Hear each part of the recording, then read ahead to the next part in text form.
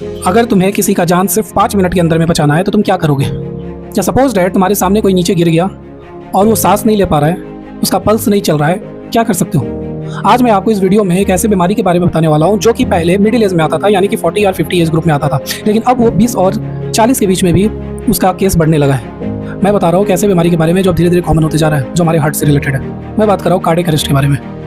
देखिए, सबसे पहले तो मैं आपको एक चीज़ क्लियर करने वाला हूँ कि हार्ट अटैक, कार्डियक अरेस्ट और हार्ट फेलियर तीनों अलग चीज़ होता है। हार्ट अटैक पे तो मैं ऑलरेडी एक वीडियो बना के अपने चैनल पर डाल चुका हूँ। आज मैं आपको बताऊंगा कि अगर किसी को कार्डियक अरेस्ट आता है तो आपको सबसे पहला प्राइमरी ट्रीटमेंट क्या करना चाहिए हॉस्पिटल जाने से पहले, क्योंकि कार्डियक अरेस्ट में आपके पास सिर्फ 5 मिनट का टाइम रहता है और वो वार्निंग नहीं देगा, अचानक से आएगा। 5 मिनट का टाइम रहेगा, उस 5 मिनट में अगर आप उसका जान बचा सकते हो तो बचा लो।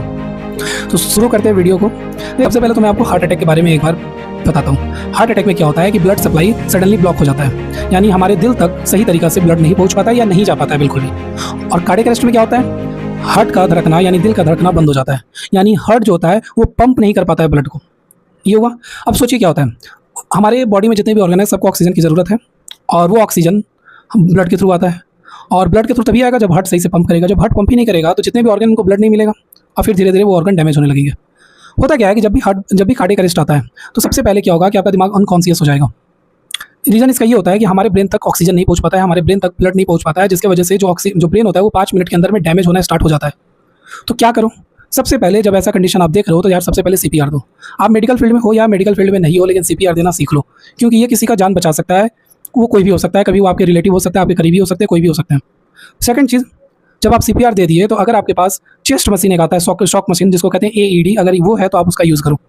थर्ड, कंटिन्यूअस चेस्ट को प्रेस करो, क्योंकि कार्डियक अरेस्ट आपको वार्निंग नहीं देता है, वो अचानक से आएगा और आपके पास सिर्फ टाइमिंग रहेगा 5 मिनट का, कुछ मिनट का टाइमिंग रहेगा। अगर आप उसमें चुक गए तो फिर सिंपल इंसान खत्म हो जाएगा, क्योंकि कार्डियक अरेस्ट का जो सर्वाइवल रेट होता है वो बहुत ही ज़्यादा कम होता है।